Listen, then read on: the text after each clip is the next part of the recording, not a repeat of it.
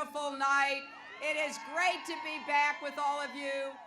On Sunday, I had the great privilege of speaking to the congregation at New Mount Olive Baptist Church. And I couldn't leave town without stopping at Betty's for some soul food. And it's wonderful to be here with so many of my friends and people I admire. I want to thank Congressman Alcee Hastings, who just really came out here and revved everybody up. I want to thank the one, the only Congressman John Lewis, an icon of the civil rights movement, my friend Congresswoman Debbie Wasserman Schultz, Congressman Ted Deutsch, and I have to tell you, I am really excited and very hopeful that you will send Patrick Murphy to the United States Senate. So let me thank all the elected officials who are here, because this is a big deal. There are only now 7 days left in the most important election of our lifetimes. We cannot take anything, anybody, anywhere for granted. Are you ready to work hard and win this election? Well, that is exactly the right answer, because we need to do everything we possibly can between now and the time the polls close, 1 week from tonight. Because any issue you care about, anything, is at stake. I get sometimes a little overwhelmed by the fact that I love this country. I think we already are great. Now I think we can be greater. And you know, I am sick and tired of the negative, dark, divisive, dangerous vision and behavior of people who support Donald Trump. It is time for us to say, no, we are not going backwards, we're going forward into a brighter future. So how do we do that? Well, for the next 7 days, we focus on what's important. Don't get distracted, don't get diverted. Focus on the kind of country and world that we want to help create. That's what I've done. I have stayed focused on one thing, on you, on your lives, your families, the problems that keep you up at night. And that's what I'm doing now, because I know the day after the election, that's what really counts. Ask yourself, what kind of president and commander-in-chief do we need to get the economy working for everyone, not just those at the top? Who can keep us safe and lead the world with intelligence and steadiness and strength? Who can begin to heal the divides that have been exacerbated between us and bring Americans together again? Well, I'll tell you what, Donald Trump has proven himself to be temperamentally unfit and unqualified to be President of the United States. And you know, I don't say that about everybody. I have known a lot of the people who ran for president on both sides, Republicans and Democrats. I disagreed with them, don't get me wrong, but I never thought they were unfit to serve. Donald Trump is different. He has proven himself unfit. And what he is doing with his conspiracy theories, with his insulting, with his demeaning and degrading millions of Americans proves he should not be allowed anywhere near the White House.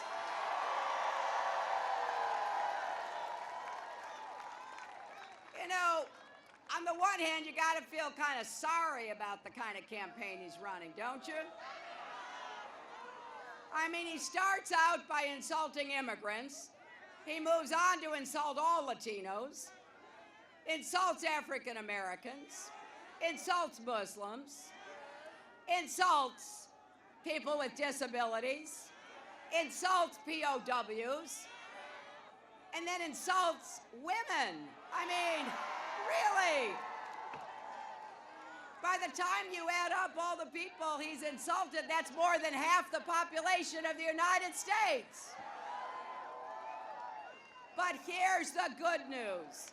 The good news is there's another vision for America that's on the ballot. Instead of dark and divisive, it is hopeful and inclusive.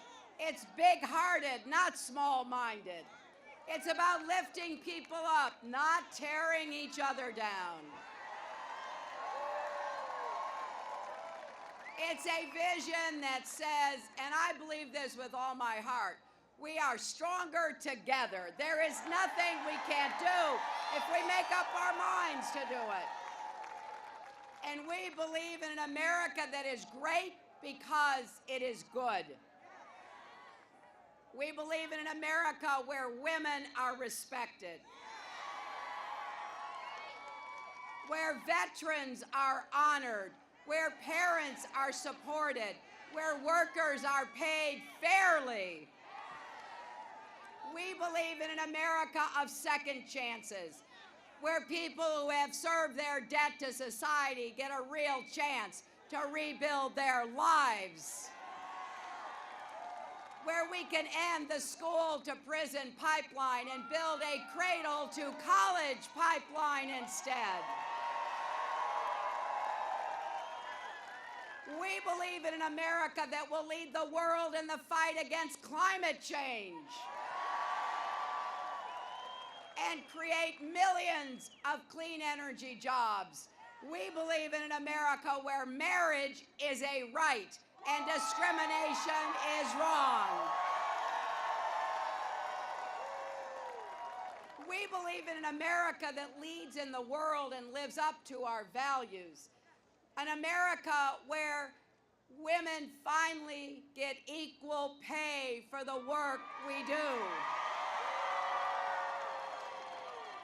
We believe in an America where we will raise the national minimum wage so no one working full-time will still be in poverty.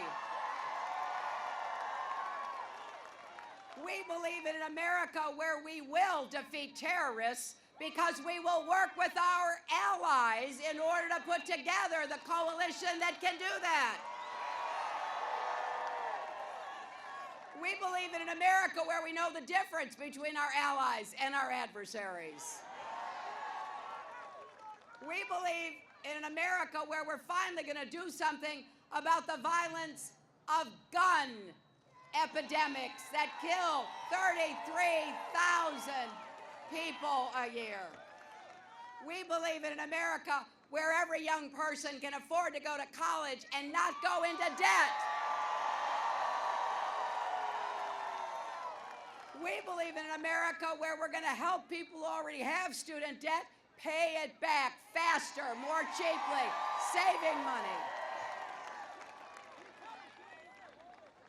We believe in an America where we're going to provide quality, affordable health care to every person, and that includes bringing down the cost of prescription drugs and guaranteeing the security of Medicare. We believe in an America where Social Security is a solemn promise. We will not privatize it. We will not turn it over to Wall Street like my opponent wants to do.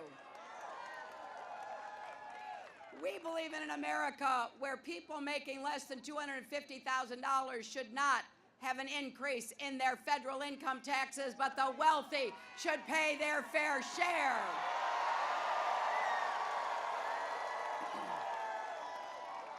We believe in an America where we grow the economy from the middle out and the bottom up, not the discredited trickle-down economics that Donald Trump has been advocating for.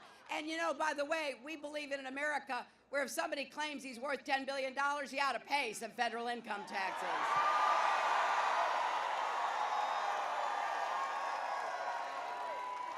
Hey, did any of you see the debates?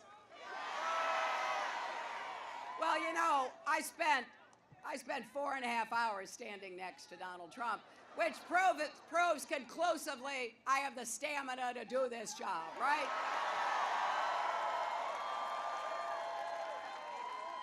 But one of the things I said, which, you know, I just, when I learned it and studied it and realized what it meant, it just sort of stunned me.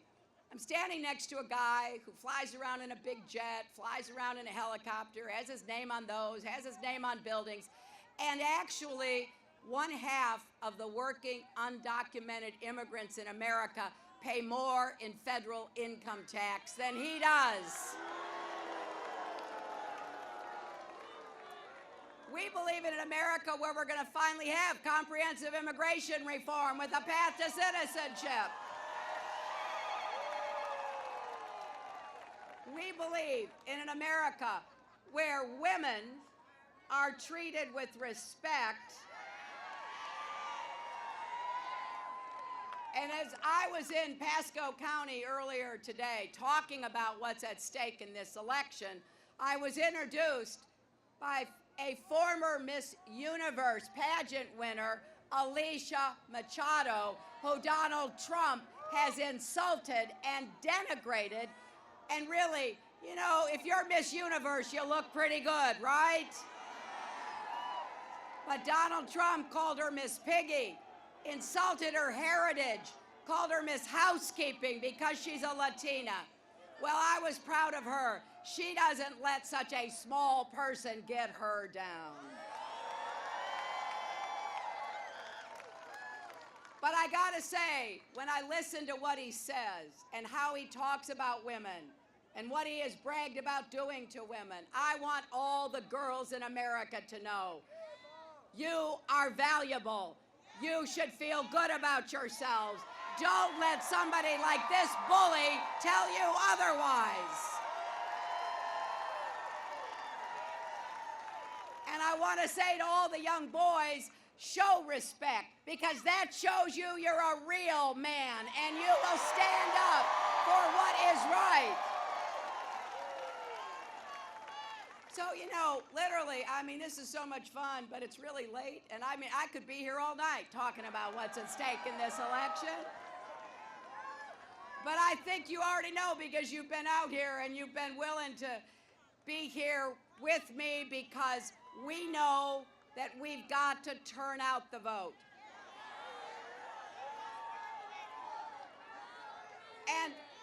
And what that means is that every one of you should vote early. How many of you have already voted? Well, that doesn't surprise me because 4 million people in Florida have already voted. But there are millions more that we've got to get to go out and vote. And here's what I hope you will do. Talk to your friends, your family members, your coworkers. It's pretty easy to vote early in Florida. There are lots of different places in this county and every other neighboring county for you to go to. And it's important to tell people who got ballots in the mail, fill them out and send them in, because we need everybody to step up. And remember, there's no state where it's more important. You know what happened in 2000, right? I was with Al Gore in Miami, and he can tell you better than anyone, every vote counts, especially here in Broward County.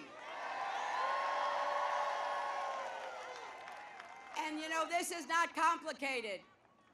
If people who support our positive, inclusive, unifying vision vote, we win.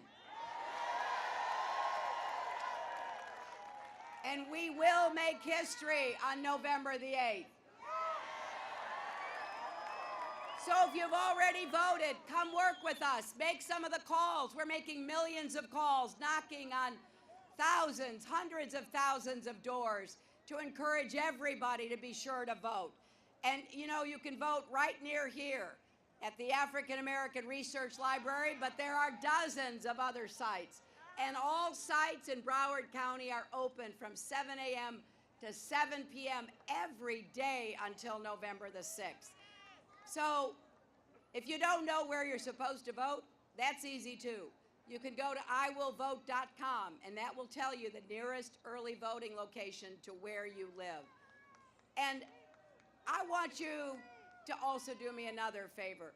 If you know anybody who says they're thinking of voting for Trump, I want you to stage an intervention.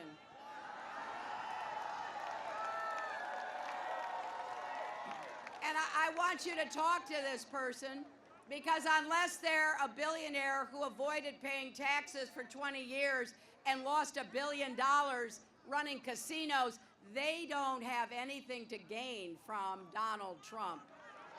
In fact, they do have so much to lose. Every single issue we care about may not be actually listed on the ballot, but make no mistake, it's on there. And talk to your friend or your coworker and say, you know, really, you may be angry about something, but anger is not a plan. Don't be used. Don't be exploited. Stand up for what we can do together, because that's what this election ultimately comes down to. It's about our future. It's about who we are as a country. And I promise you this, if you give me the great honor of serving as your president, I will wake up every day in that White House trying to figure out what I can do to help you and you and you get ahead. You see, I really believe America's best days are still ahead of us. Don't buy into that dark, pessimistic vision. It's not true, and it's not who we are as Americans. So if we stand up and we say, no, we're rejecting that, we're not going back, we are going to move with confidence into the future, forward into the kind of potential that makes it possible for every single person to live up to his or her God-given potential, then we're going to build the future we want together, and we're going to prove once and for all that love trumps hate. Thank you all.